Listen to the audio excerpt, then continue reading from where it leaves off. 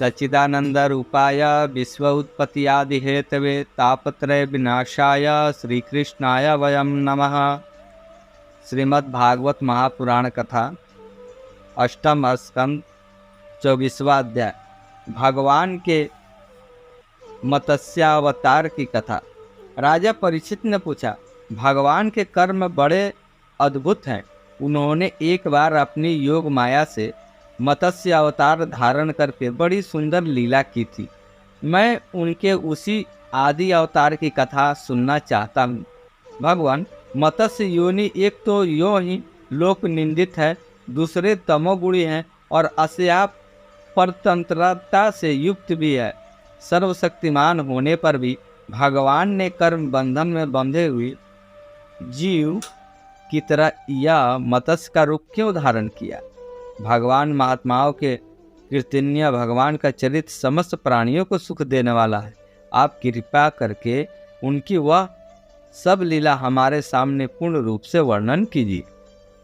सूत जी कहते हैं, शौनकादिक ऋषियों, जब राजा परीक्षित ने भगवान श्री सुखदेव जी से यह प्रश्न किया, तब उन्होंने विष्णु भगवान का वह चरित्र जो उन्होंने मत्स्य अवतार धारण करके किया था वर्णन किया। श्री सुखदेव जी कहते हैं, परीक्षित, यो तो भगवान सबके एकमात्र प्रभु है, फिर भी वे गौ ब्राह्मण देवता साधु वेद धर्म और अर्थ की रक्षा के लिए शरीर धारण किया करते हैं।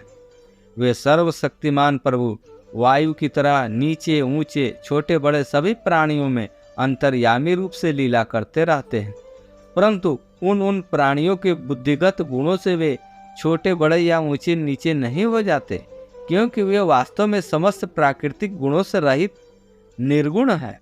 परीक्षित, पिछले कल्प के अंत में ब्रह्मा जी के सो जाने के कारण ब्रह्मा नामक नैमित्तिक प्रलय हुआ था। उस समय भूरलोक आदि सारे लोग समुद्र में डूब गए थे। प्रलय काल आ जाने के कारण ब्रह्मा जी को नींद आ रही थी, वे सोना चाहते थे। उसी समय वेद उनके मुख से निकल पड़े और उनके पास ही रहने वाले हयग्रीव नामक बलि दैत्यों ने उन्हें योग बल से चुरा लिया। सर्वशक्तिमान भगवान श्री हरि ने दानवराज हयग्रीव के यह चेष्टा जान ली, इसलिए उन्होंने मत्स्य अवतार ग्रहण किया।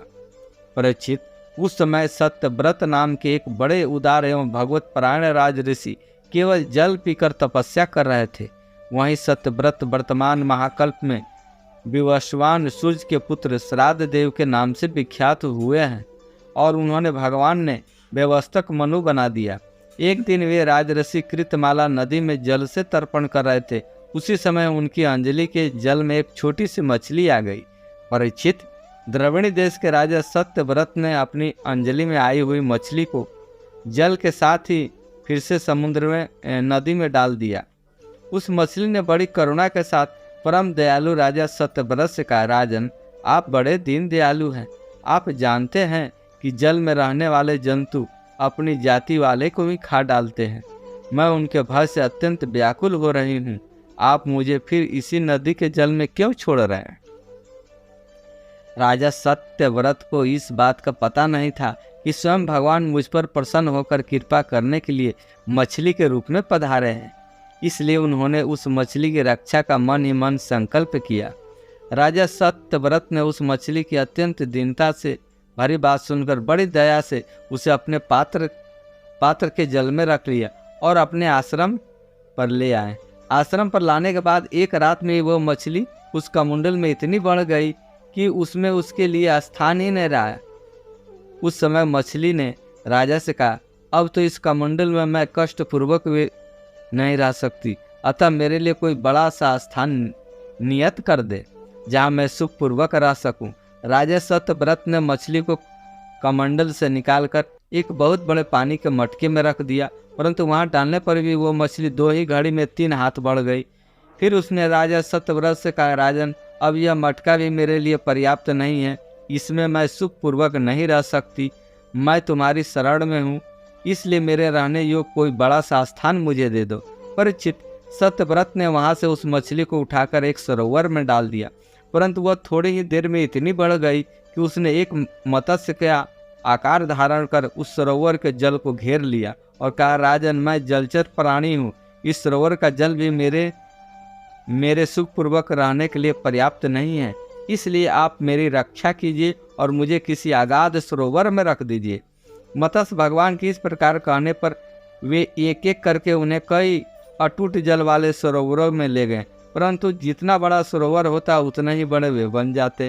अंत में उन्होंने उन लीलामय मत्स्य को समुद्र में छोड़ दिया। समुद्र में डालते समय मत्स्य भगवान ने सत्यव्रत से कहा, वीर, समुद्र में बड़े बड़े बलि मगर आदि रहते हैं, वे मुझे खा जाएंगे, इसलिए आप मुझे समुद्र के जल में मत छोड़िए।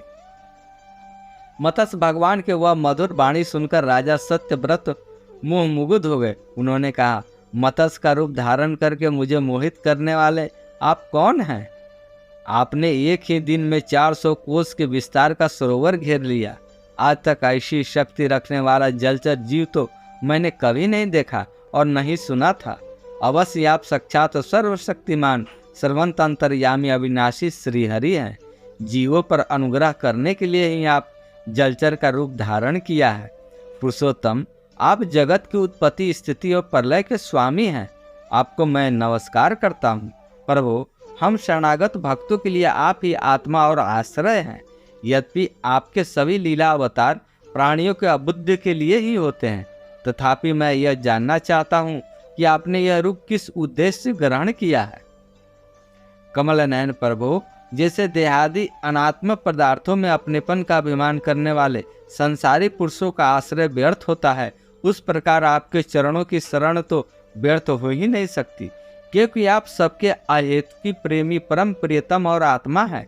आपने इस समय जो रूप धारण करके हमें दर्शन दिया है, यह बड़ा ही अद्भुत है। श्री सुखदेव जी कहते हैं, परीक्षित, भगवान अपने अनन्य प्रेमी भक्तों पर अत्यंत प्रेम करते हैं। जब जगतपति मत्स्य भगवान ने अपने प्यारे भक्त राजऋषि सत्यव्रत की यह प्रार्थना सुनी, तो उनका प्रिय और हित करने के लिए, साथ ही कल्पांत के प्रलयकालीन समुद्र में विहार करने के लिए उनसे कहा।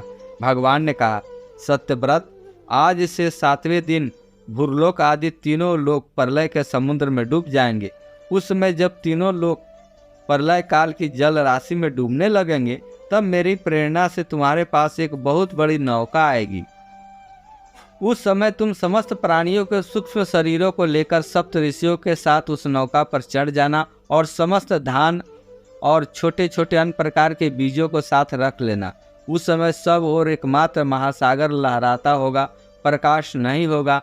केवल ऋषियों के दिव्य ज्योति के सहारे ही बिना किसी प्रकार की विकलता से तुम उस बड़ी नाव पर चढ़कर चारों ओर विचरण करना। जब प्रचंड आंधी चलने के कारण नाव डगमगाने लगेगी, तब मैं इसी रूप में वहां आ जाऊंगा और तुम लोग वासुकी नाग के द्वारा उस नाव को मेरे सींग में बांध देना। सत्यव्रत, इसके बाद जब तक ब्रह्मा जी की रात रहेगी, तब तक मैं ऋषियों के साथ तुम्हें उस नाव में बैठाकर उसे खींचता हुआ समुद्र में विचरण करूंगा। उस समय जब तुम प्रश्न करोगे, तब मैं तुम्हें उपदेश करूंगा।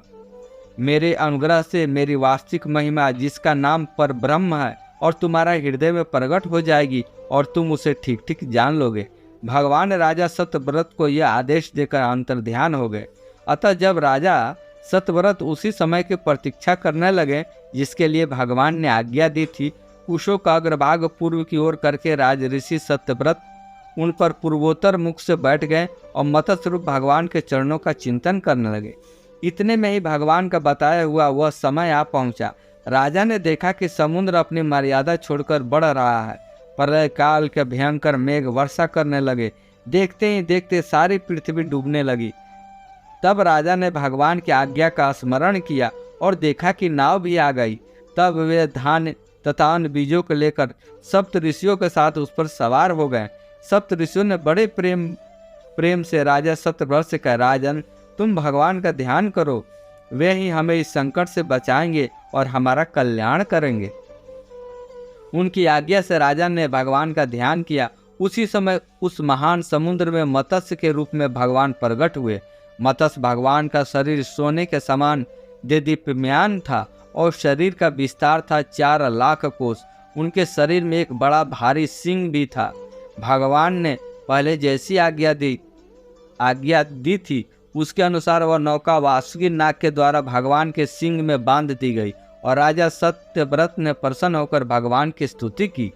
राजा सत्यव्रत ने कहा, प्रभु, संसार के जीवों का आत्मज्ञान अनादि अविद्या से ढक गया है। इसी कारण वे संसार के अनेकानेक क्लेशों से भार से पीड़ित हो रहे हैं। जब अनायास ही आपके अनुग्रह से वे आपकी शरण में पहुंच जाते हैं, तब आपको प्राप्त कर लेते हैं। इसलिए हमें बंधन से छुड़ाकर वास्तविक मुक्ति देने वाले परम गुरु आप ही हैं।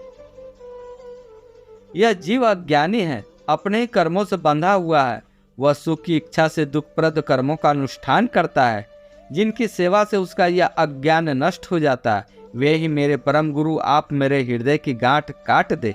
जैसे अग्नि में तपाने से लोहे चांदी का मल दूर हो जाते हैं और उनका सच्चा स्वरूप निखर आता है, वैसे ही आपकी सेवा से जीव अपने अंतकरण का ज्ञान रूप मल त्याग देता है और अपने वास्तविक स्वरूप में स्थित हो जाता है। आप सर्वशक्तिमान अविनाशी प्रभु हमारे गुरुजनों के भी परम गुरु हैं, अतः आप भी हमारे गुरु बने। जितने भी देवता, गुरु और संसार के दूसरे जीव हैं, वे सब यदि स्वतंत्र रूप से एक साथ मिलकर भी कृपा करें तो आपकी कृपा के 10,000वें अंश के अंश की भी बराबरी नहीं कर सकते। प्रभु, आप ही सर्वशक्तिमान हैं। आपकी शरण ग्रहण करता हूँ। जैसे कोई अंधा अंधे को ही अपना पथ प्रदर्शक बना ले, वैसे ही अज्ञानी जीव अज्ञानी को ही अपना गुरु बनाते हैं। आप सूर्य के समान स्वयं प्रकाश और समस्त इंद्रियों के प्रेरक हैं। हम आत्म तत्व के जिज्ञासु आपको ही गुरु के रूप में वर्ण करते हैं। अज्ञानी मनुष्य अज्ञानियों को जिस ज्ञान का उपदेश करता है, वह तो अज्ञान है ही। इसके द्वारा संसार का घोर अंधकार की अधिकाधिक प्राप्ति होती है। परंतु आप तो उस अविनाशी और अमोघ ज्ञान का उपदेश करते हैं, जिससे मनुष्य अनायास ही अपने वास्तविक स्वरूप को प्राप्त कर लेता है। आप सारे लोक के सुहृद प्रियतम ईश्वर और आत्मा है। गुरु, उसके द्वारा प्राप्त होने वाला ज्ञान और अभिष्ट की सिद्धि भी आपका ही स्वरूप है। फिर भी कामनाओं के बंधन में जकड़े जाकर लोग अंधे हो रहे हैं। उन्हें इस बात का पता ही नहीं कि आप उनके हृदय में ही विराजमान हैं। आप देवताओं के भी आराध्य देव परम पूजनीय परमेश्वर हैं। मैं आपसे ज्ञान प्राप्त करने के लिए आपकी शरण में आया हूँ। भगवान, आप परमार्थ को प्रकाशित करने वाली अपनी वाणी के द्वारा मेरे हृदय की ग्रंथि काट डालिए और अपने स्वरूप को प्रकाशित कीजिए। श्री सुखदेव जी कहते हैं, परीक्षित, जब राजा सत्यव्रत ने इस प्रकार प्रार्थना की, तब मत्स्य रूपधारी पुरुषोत्तम भगवान ने प्रलय के समुद्र में विहार करते हुए उन्हें आत्म तत्व का उपदेश किया। भगवान ने राजऋषि सत्यव्रत को अपने स्वरूप के संपूर्ण रहस्य का वर्णन करते हुए ज्ञान, भक्ति और कर्मयोग से परिपूर्ण दिव्य पुराण का उपदेश किया, जिसको मत्स्य पुराण कहते हैं। सत्यव्रत ने ऋषियों के साथ नाव में बैठे हुए संदेह रहित होकर भगवान के द्वारा उपदिष्ट सनातन ब्रह्म स्वरूप का आत्म तत्व का श्रवण किया। इसके बाद जब पिछले प्रलय का अंत हो गया और ब्रह्मा जी के नींद टूटी, तब भगवान ने हयग्रीव असुर को मारकर उसे वेद छीन लिए और ब्रह्मा जी को दे दिए। भगवान की कृपा से राजा सत्यव्रत ज्ञान और विज्ञान से संयुक्त होकर इस कल्प में व्यवस्थित मनु हुए। अपनी योग माया से मत्स्य रूप धारण करने वाले भगवान विष्णु और राजऋषि सत्यव्रत का ये संवाद एवं श्रेष्ठ आख्यान सुनकर मनुष्य सब प्रकार के पापों से मुक्त हो जाता है।